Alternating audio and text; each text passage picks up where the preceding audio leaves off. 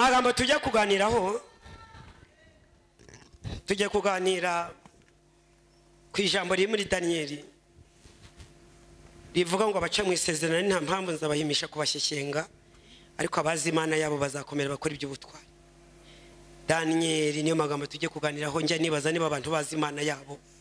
Hari gendeba umuntu nkabona atazi Imana ye, hari gendeba umushumba nkabona atazi Imana ye, hari gendeba umuhanuzi nkabona atazi Imana ye, hari gendeba umuvuga butumwa nkabona ataramenya Imana ye, hari gendeba umuntu uri mu nshingano runaka nkabona ataramenya Imana ye, hari gendeba umukristo umaze imyaka 15 mu gakiza nkabona kumenya Imana ya. Daniel 11:32 niwo murongo tujye kwifashisha. Maze igihe ntagarara hano kandi mukuri kose iri jambo yo nicaye kenshi mbanza gukura situation nkabaza Imana. Mushumba ukabona ataramenya Imana ye, umudiakoni ukabona ataramenya Imana ye, umwinginzi ukabona ataramenya Imana ye, amaze imyaka 20 mu yakiza ukabona ataramenya Imana ye. Question mark. Pourquoi? Nukubera iki? Daniel 11:32 soma n'umurongo nzi cyane. Baca mu isezerano nta mpamvu nzabahimisha kubashyekenga, nzabayobesha kubashyekenga ariko bazi Imana yabo bazakomera bakora iby'ubutwari. Daniel 11:32 abaca mu isezerano azabayobesha kubashyekenga ariko abantu bazi Imana yabo bazakomera bakora iby'ubutwari. Ariko koko Imana yawe urayizi cyane ariko umva reka tuvugere realite y'ibiriho. Amagama ni kuvuga n'ikinyarwanda cyuzuye. Hagendeye umuntu nkabona atazi Imana ye, hagendeye umushumba naganira nawe nkabona atazi Imana ye effectivement, hagendeye umudekoni runaka nkasanga ataramenya Imana ye, hagendeye abizerwa basa naho bakomeye ariko nkabona bataramenya Imana yabo. Mbese koko iyi Mana usenga urayizi cyangwa?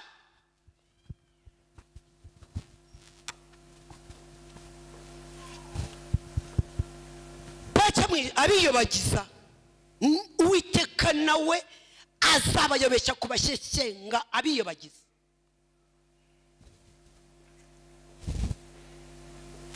Imana abantu barayizi. Iyo umuntu arira amarira agashoka ku matama ngo yabuze imyenda yo kwambara kandi atambaye ubusa, ubwo Imana yarayizi cyangwa? Iyo umuntu arira ngo ntabwo ibintu bimeze neza nkuko byari bimeze umwaka ushize, iyo nzira ni inzira inyura hehe? None se muri Gatolika ntibavuga ngo uko ibihe bihora bisimbura n'iteka? Uwo muntu wakwibaza ngo azi Imana ye ngo ntabwo ibintu bimeze neza ngo amafaranga ntayahari nguko ngo yari ahari cyagihe nicyo gihe nyine. N'umubwiriza yaranditse ngo buri kintu cyose kigira umwanya wacu. Nyongerera gatoya ugasanga umuntu arashavuye ngo nuko atari kugura imyenda 3 mu cyumweru ngo arashavuye. Iyo myenda niza uzagura, nitanaboneka uzabaho. Siko kuri? Igihe cy'imyenda iyo myenda niboneka uzayambara, nitanaboneka kandi nabwo uzabaho. Buri gihe cyose Imana ni Imana. Abantu bo muri iki kinyejana baratese. Bamwe murabo banyamahirwe babaciye ibihanga. Wabyumvise abakera uko babayeho? Abakisubiye iminsi ninde urakibwa igihanga? Nabajije ngo ninde urakibwa igihanga ku bw'agakiza? Ninde wari wakibwa igihanga? Akisubiye iminsi ngo nkweto 8 arazirambiwe ngo arashaka urwa 9. 8 ngo arazirambiwe ngo arashaka urwa 9. Ngo maze igihe njyana ziriya ngo maze igihe nzijyana. Uzijyana nyine uruwa mbere maze igihe ngo inkweto ngoresha umunani zirahari urukweto rwa cyenda ngo niba rutabonetse Imana agiye kwituka no kwikarara padafite umunani ufite rumwe agenda kuba dodesha abakisubiye imisi barakisi barareza bamwe murabo banyamahirwe babaciye ibihanga abandi barundwaho amabuye babateka mu mavuta wabyumvise ba Yohani nabandi bose baciye ibihanga bamwe bagatekwa mu mavuta ngo nuko atameze nka mama Prince ku cyumweru atambaye nka mama Prince we iyo kanzu ntabwo ari yawe ikanzu yawe nawe izaza kandi ambari yawe yundi ntabwo kure ambari kanzu yawe wambara umwenda wawe imyenda y'abandi si yawe Yesu nashimwe Yesu nashimwe naho navuga gusa gato nkicara abazi Imana yawe babandi bahora biyobagiza nabo azabayobesha kubashyeshye umunsi nete turukunje nibagera inete zanjye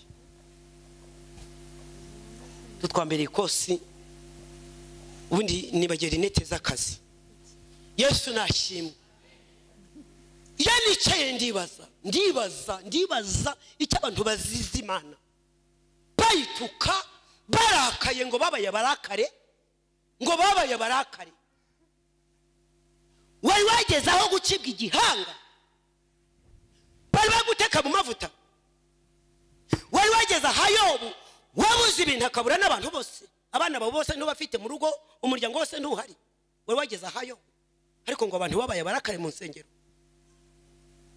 kandi Imana yabaje ngo nta soni ugira umwuka uhumeka ugura ngahe jya Faisal baze bomboni muri saison intensive baze fagitire y'umwuka ku munsi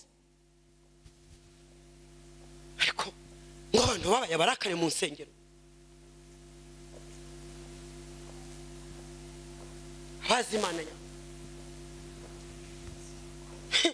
abazi Imana yabo bazakomera bakora iby'ubutwari Imana urayizi cyangwa ntabwo uyizi umva icyambere kizakubwira umuntu uzi Imana ye andika icyambere kizakubwira umuntu wamaze kumenya Imana ye amen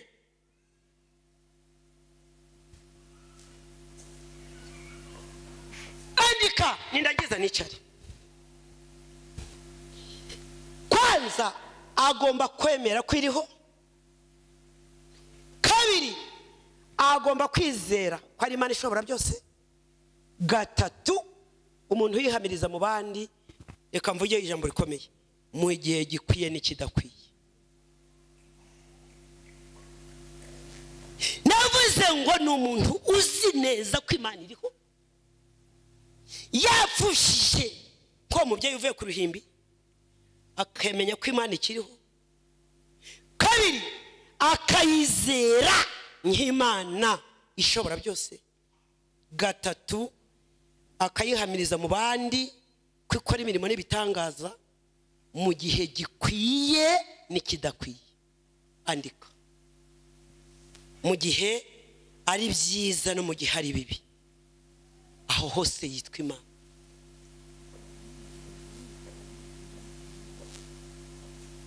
niba uzi neza ko agakiza ari umunyenga gusa turamenya Imana niba uzi neza ko gukizwa ari imigisha gusa ntabwo uramenya Imana natwe uretse natwe n'abatubanjirize banyuze mu mashyana akomeye Yobu yari inshuti y'Imana amagara aho Imana yamuhamirije ikabwira Satani ngo wabonye umukiranutsi wanjye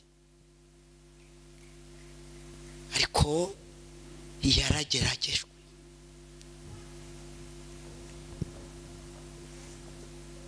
Yesu nashimwe umuntu wamaze kumenya Imana ye harabizi neza ko iriho yapfushije iriho yanyoye atanyoye iriho yambaye ubusa yambaye iriho, yariye atariye iriho, wabuze igikoma iriho, wabuze isukari iriho. Kabiri, n'umuntu wizera Imana mu bintu byose akamenya ko nta kintu na kimwe inaniwe.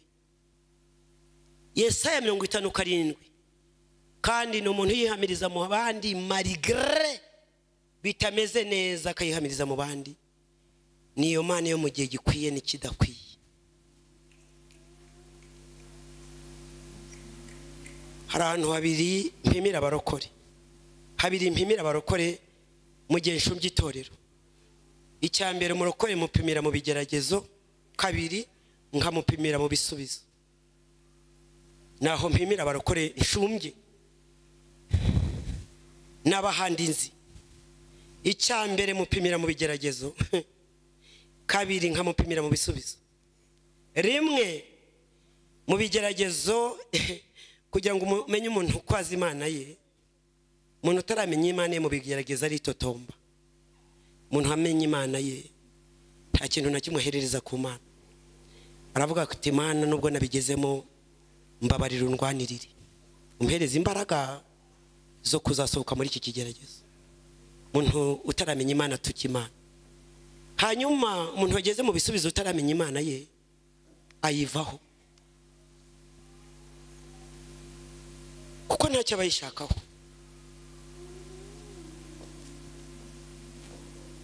Agaruka ibirayi byashize, agaruka akawunga kashize, agaruka amafaranga amaze gukendera, agaruka ibintu bitangiye kumera nabi, nibwo agaruka. Umukristo mu bantu nshumbye mbapimira mu bigeragezo n'ibisubizo.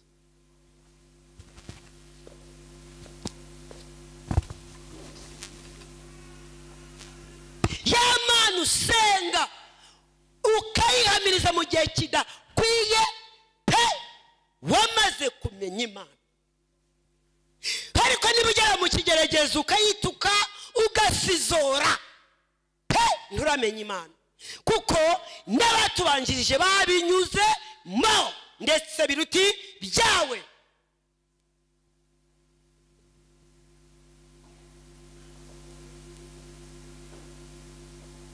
Nabwiye abantu ngo wenda sinzi igihe bizazira, sinakwiyemera cyambaye umwambaro w'urugamba kugeza amagingo aya, nta kibazo ndagiramo ngo ntukimana, kandi sinanyuze muri biki.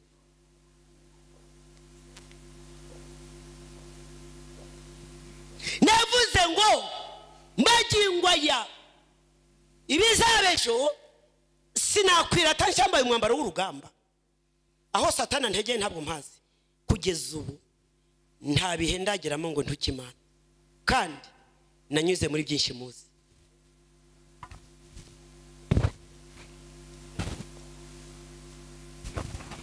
Nyituke ko sinayituka nkajyaye, nimara kwituka sensange Nyiramariza binkorere. Niba mfite agahinda nkayituka, ndasanga Mukamana nkiza agahinda, nsayigwa inyuma nyine. Niyo yica kandi gakiza, ishyira kuzimu yarangiza ikanakurayo. Amen. Yesu nashimwe. Kuri icyo cyambere uhagaze he? Abazi Imana yawe. Kwirirwa ntaranga Imana. Nababwiye ko ntahuye, mfite byinshi nahuye nabyo bamwe batakwihanganira hano. Urugamba rw'amagambo, ibiki byose, ibintu byinshi bamwe batashobora byabagusha. Nta gihe na kimwe nigeze ngiramo ngo ntukimana, ntibishoboka. Yishyira kuzimu igakurayo. Kandi uko yemeze kose nta kintu na kimwe gishobora kugera ku mukiranutsi wayo itakizi, ntabwo bishoboka. Irabizi, ahubwo bazimana ukuri bwitware muri icyo kigeragezo. Bazimana utese none wa Mana we, none ko binsohoreyeho mbihagararemo gute? Ko bisohoye mbihagararemo gute? izakubwira uburyo bihagararamo. Kukwirirwa wivovota ngo gutuka Imana, nta nubwo Imana iriho, harabazi kwiriho. Yesu nashimwe. Urayituka, hari ibihumbi biri kwipfukamira. Amen. Nakubwiye ngo umva muroko, inama nziza imve kuri akangaka. Nubona ibintu byagusohoreyeho, baza Imana ngo mbihagararemo gute. Niko kuri izaguha strategy yo kubihagararamo. Kabiri, abazi Imana yabo. Kabiri, abazi Imana yabo. Mbese urayizi cyane?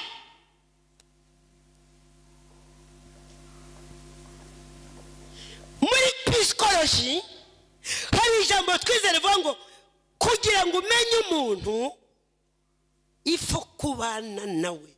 Kugira ngo umenye umuntu muri psychology ugomba kubana nawe.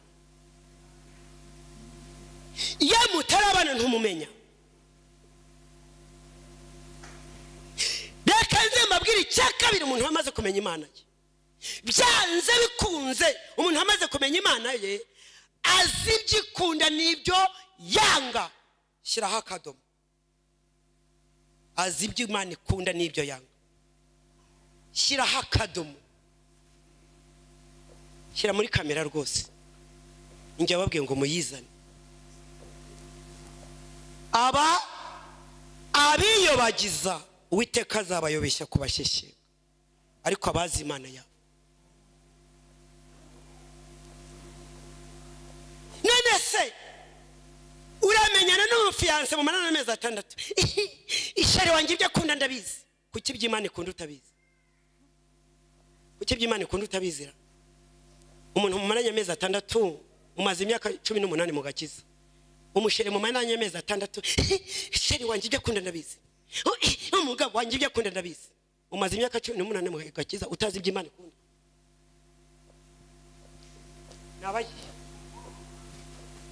Nabajije iby'abana banjye bakunda ndabizi. None se kubizi ukaimaze imyaka 20 mu gakiza iby'Imana ikunda ntabwo ubizi.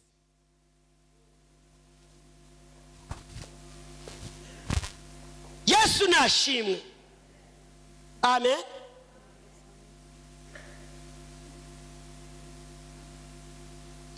Kumenya iby'Imana ikunda nibyo yanga. Nsomera amagambo arambuye. Ya mu bami ba mbere nkunda cyane, nkunda. Bami ba mbere ibice 9 uhera ku murongo wa mbere. Mbabarire some mu Kinyarwanda gisobanutse neza. Ndayakunda pe. Igihe Imana yaburiraga Salomo iramubwira ngo mwana wanjye nkwiceje ku ngoma.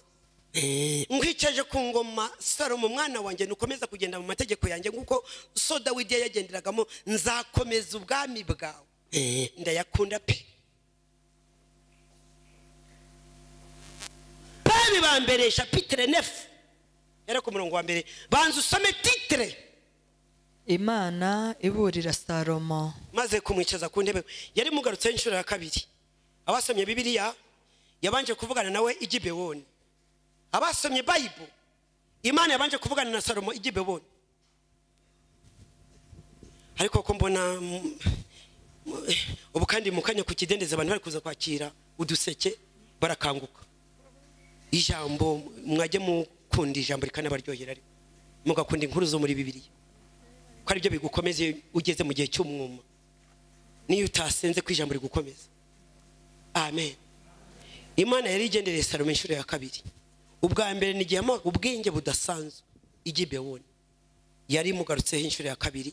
None amagambo yo kumuburira nkayo muri kumva namwe. Soma. Nuko aya magambo ndayakunda Mana we. Nuko Salomo yuzuza inzu y'Uwiteka. Salomo yuzuza inzu y'Uwiteka amaze kuyuzuza neza. Nibyo yishimiye gukora byose. Ibyo yashakaga byose Imana irabimukoresha rwose. bukeye uwiteka abonekera aramugenderera aramubwira ati dore inzimaze kuzura nyabuneka utazigira ikitabashwa dore inzimaze kuzura utazigira uwundi muntu dore urusengero rumaze kuzura n'ibyo washakaga byose ndabikoze utazigira undi muntu komeza usome bukeye uwiteka abonekera Salomo ubwa kabiri ngera aramubonekera inshuro ya kabiri nk'uko yamubonekeraga i Gibeyoni yego uwiteka aramubwira ati numvise gusenga kwawe no kwinginga kwawe wingingiye imbere yanjye yego nereje iyi nzu wubatse kugira ngo izina ryanjye riyibemo izina ryanjye rizaba muri iyi nzu wubatse iminsi yose iteka ryose kandi amaso yanjye n'umutima wanjye bizayihoraho iminsi yose amaso yanjye n'umutima wanjye bizaguhoraho iminsi yose umva Salomo mwana wanjye komeza nuko nawe condition yego nugendera imbere yanjye nk'uko so Dawidi yagenderaga imbere yanjye reka mbabwire baroko kuva ku ntebe y'imbere kugeza ku inyuma kuva hirya hariya ibintu by'Imana bigira condition ugende ubyemere iby'Imana bigira condition ijambo nanjye kuvuga abagabo barimo hano bavuga ngo ndabatutse gihe kimwe Imana igize kuvuga ngo ibyanjye ntabwo nzapfa kubijugunyira nta mugabo urimo hano ngo akimvugire ntabwo nzabijugunyira iki aha batagira ngo ninjye ubatutse bati noneho uyu munsi yatubwiye ko turi niki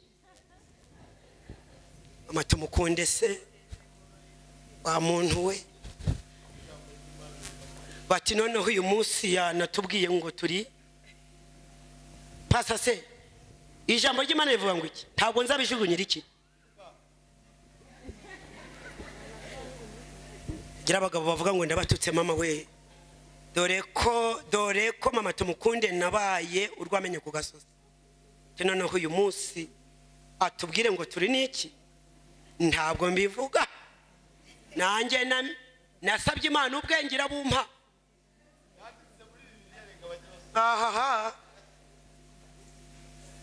bajye kugaca nibarangiza kugaca bagasirikize bati wa mugore wo kukidendeze mwumvise ukuntu yatutse abagabo iby'Imana bigira condition iramubwira ngo ariko nawe nugendera imbere yanjye nk'uko so Dawidi yagendaga ufite umutima ukiranutse kandi utunganye ugakora ibyo nagutegetse byose umva umuntu uzi Imana ye azi ibyo ikunda n'ibyo yanga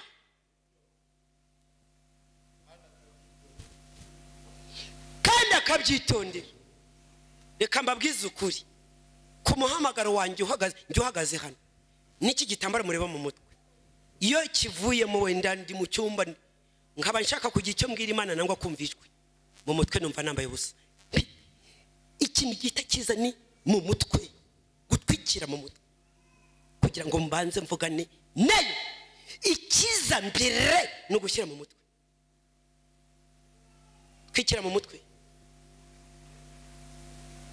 kwikira mu mutwe icyari cyo kiza mbere y'ibindi byose ibyo ni ibyanjye nubona nagikuyemo mama tumukunde ukambona hanze nagikuyemo ngo nashokoje umva nzaba mvuguruje ibyo nababwiye niko kuri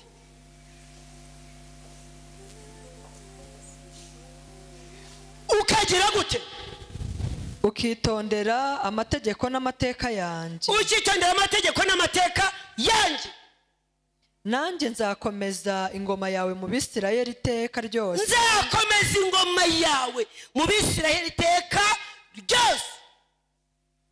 nk'uko nasezeranye na so Dawidi nkamubwira nti ntabwo uzabura umuntu wo kwicara ku ntebe y'ubwami bwa Isirayeli. Manuka hasi gato.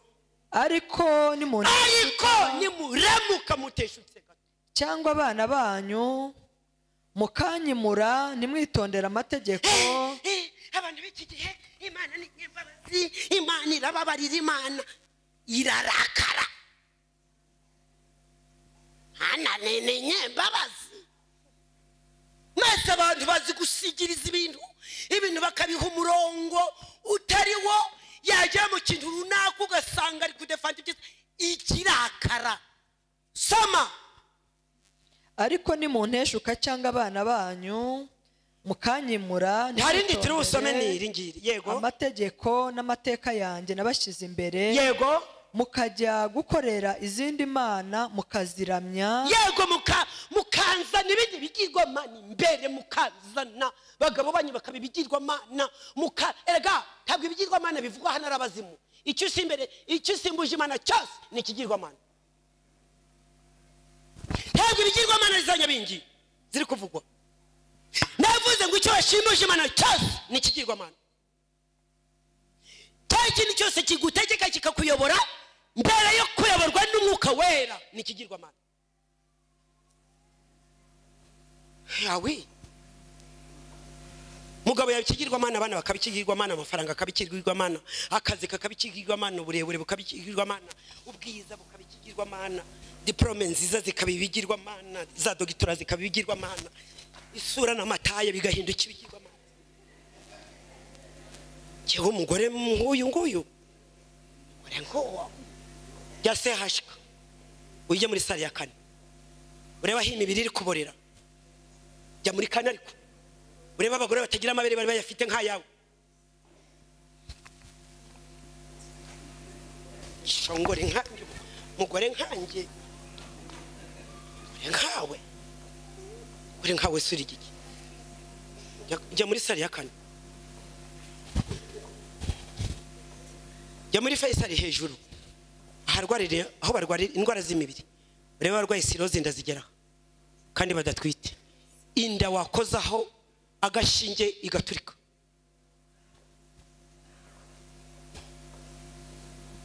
Wiki masuri ibintu utamenya abantu bashyira imbere ugasanga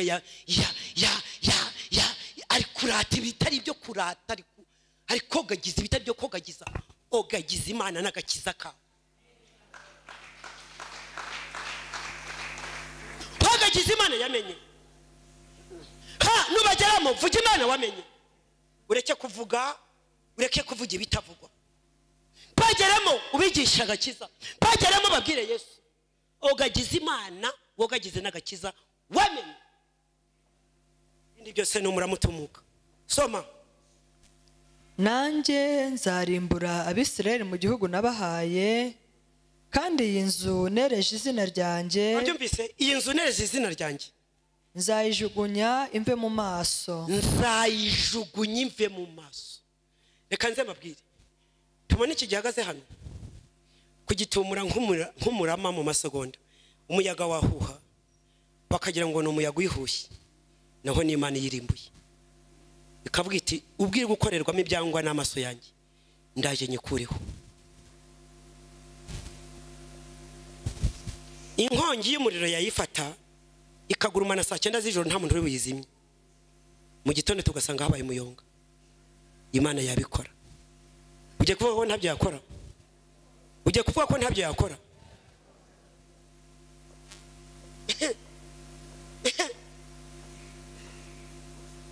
Icara. Niba hari amagambo ntinya n'aya magambo ndayatinya. Aya magambo ya Salomo ndayatinya. Icya kabiri utundi ngiye kutuvuga gusa n'icari. Ku muntu uzi Imana ye ugomba kumenya ibyo Imana ikunda n'ibyo yanga. Gatatu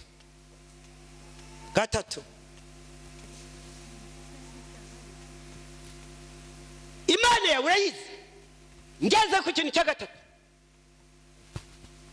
None se wari uzi ko ahuri hose Imana ireba ikumva warubizi murabizi neza ko ahuri hose Imana ireba kandi Imana yumva ibyo murabizi cyangwa ndetse noneho umva n'ikirusha niribyiganira mu mutima wawe papa arabizi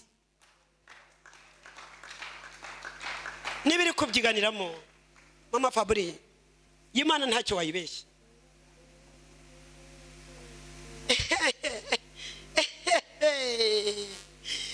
navuze ngo Imana urayizi ahuri hose irakureba irakumva ibiri kubyiganira mu mutima nabyo papa agize gute harabizi mu yandi magambo imigambi yawe yose Imana irayizi nugambirira neza izagushyigikira nugambirira nabi izakwanika Mana y'ukuri komeza kunyobora urashishe munzira yo gukora ibyo ushaka mwami kubaho nagufite bintera ubwoba n'amaganya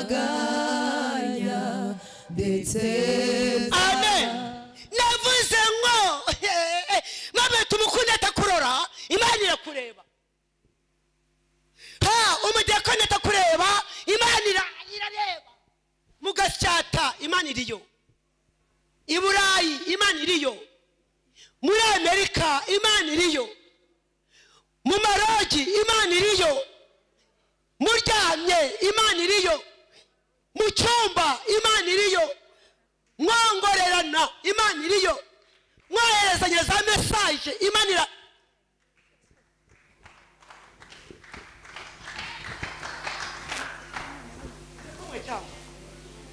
turi kumwe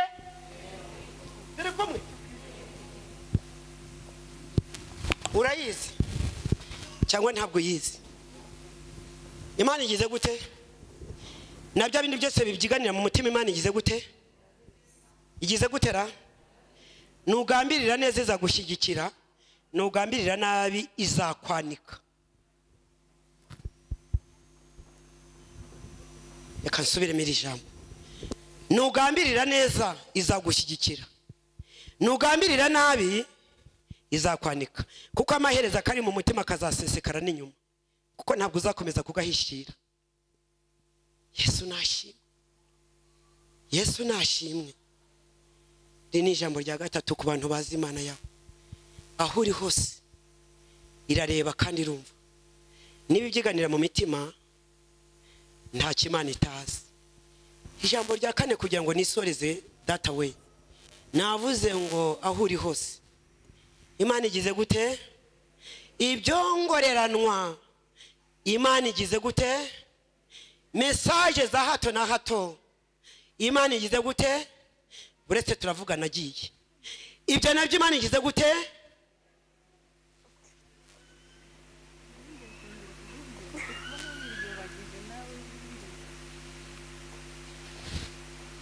tubanze dutandukane nabo buretse tubanze dutandukane ndaje nkubwire ugakabakoze kuri touch so gutakinga ye harabazi kwandika kurusha imashini message Imana igize gute nta rurimi Imana itazi gusoma izi gusoma icyongereza nushaka wandike mu gitaliyani n'igitaliyani iragisoma haleluya haleluya haleluya haleluya nushaka wandike mu marenga n'amarenga y'ababana n'ubumuga bwo kutumva no kutavuga ayo nayo Imana irayazi kuko niyo yayaremye Yesu nashimwe ibyo warubizi ko Imana ibizi aho hose waruzi ko Imana ihagera aho waraye aho wiriwe nibyo wiriwemo waruzi ko Imana ibizi amagambo yamanjwe ya saa 8 uzi ko Imana yayumvise ibyo ku matelefone muzi ko Imana yabyumvise ibyo ni ijambo rya gatatu ijambo rya kane ijambo rya kane aba uva nzabayobesha kubasheshenga babandi bose biyabagiza nzabayobesha kubasheshenga ariko abazi Imana yabo bazakomera bakora ibyo butwara ijambo rya kane amen Imana yawe urayizi cyangwa ntabwo yizi imana yawe urayizi cyangwa ntabwo uyizi? Reka nze mbabaze ikibazo cya kane ngezeho. Gusenga ni inyungu zandi. Gusenga ni inyungu zandi. Hari wanumvise avuze ngo ni za pasiteri. Wanumvise avuze ngo ni za pasiteri ninde? Kugira ngo azatubone na materaniro yarangiye.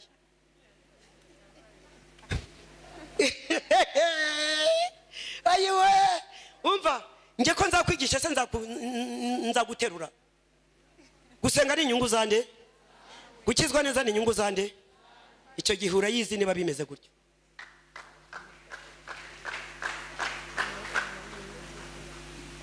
Ntagombye kuvunika, ndumva mwese muyizi. Gusenga ni inyungu zande? Gukizwa neza ni inyungu zande? Umuntu ku giti cye mu buryo buri individuel, personnel. Yesu nashimwe. Yesu nashimwe. Yesu nashimwe ariko. Amen. Kuko nutayisenga haracyari ibihumbi n'ibihumbagiza bikiyisenga. Igihombo ni cyande, ni cyawe. Kuko nuyivaho nusohokura umwe, njya nkunda kubwira abantu ngo muri icyaki uzasohokura umwe hinjire 50. Uza kandi nibura kurimbuka uzagenda. Na Yesu yabwiye Imana yarabwira ati data mu ijuru warabampaye 12 ariko Yuda yarananiye. Warabampaye 12 ariko Yuda arananiye. Nagerageje kubihererana Yuda biranga. Nagerageje kumujyana uko turi babiri Yuda ngo mukebure byaranze.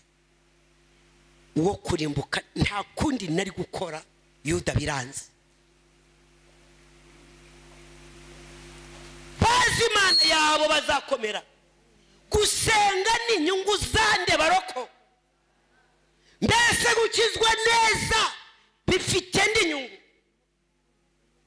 wowe ku giti cyawe?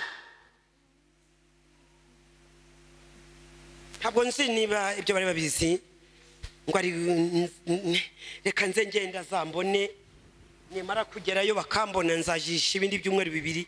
Kuse kujijisha ndeze ngewe ko ndi ku mavi yanjye Imana nkorera ko nyizi ko atari wowe uyinyigisha. Kugirirwa neza n'Imana ko bidaturuka kuri wowe. Niba ari n'amaturo yihorere, Imana yakoresha n'abapagani bakabingemurira. Hari icyo Imana itakoresha kugira ngo urye? Mwanze kuyatura ko n'Imana yakoresha abapagani bakantunga, igatuma ibikona biri muri Amerika bikayogereza, igatuma ibikona biri muri Australia umurimo w'Imana ugakomeza. Inyungu ni zande, igihombo ni cyane.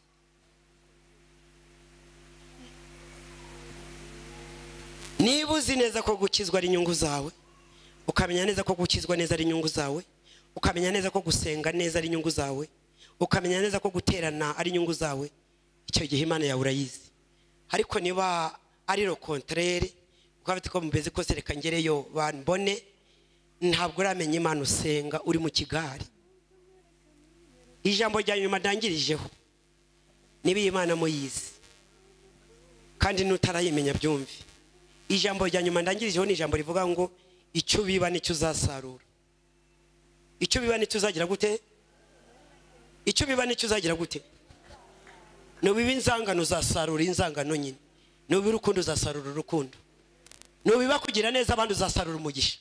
Amen. Nubiba amatiku uzasarura amatiku. Nubiba amacakubiri uzasarura amacakubiri. Amen. Icyo biba nicyo uzagira gute? Nuterana neza uzasarura umugisha n'imigisha yose ibonerwa mu rusengero. Amen. Nuterana neza uzasarura imigisha yose ibonerwa mu rusengero. Ariko nuterana nabi, reka mbabwire, nusenga neza uzagirirwa neza, nusenga nabi reka nze mbabwire ikindi kintu. Nugira neza ineza uzayisanga imbere, nugira nabi inabi nayo uzayisanga imbere. Mu yandi magambo, icyo biba nicyo uzasarura. Yesu nashimye. Wishakira mu bindi icyo biba nicyo uzagira gute? Wishakira mu bindi ariko icyo biba niba usenga uzasarura imigisha yose yo mu rusengero. Amen. Abaca mu isezerano nta mpamvu azabayobesha kuba shyeshyenga, ariko abazi Imana yabo bazakomera bakora iby'ubutwari. Icyambere navuze ni iki? Icyambere kiragoye wenda kugitondekanya, reka nze nkivuge. Icyambere ni ukuvuga ngo umuntu uzi Imana ye ni umuntu uzi kwiriho, ni umuntu uyizera, ni umuntu uyihamiriza, yewe no mu gihe gikwiye n'ikidakwiye.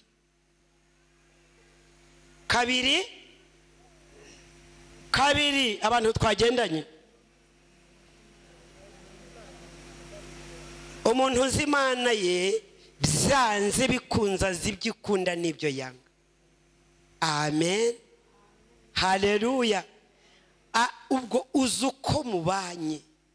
Gatatu, mu yandi magambo uzi ibyayibabaza n'ibyayishimisha. Gatatu,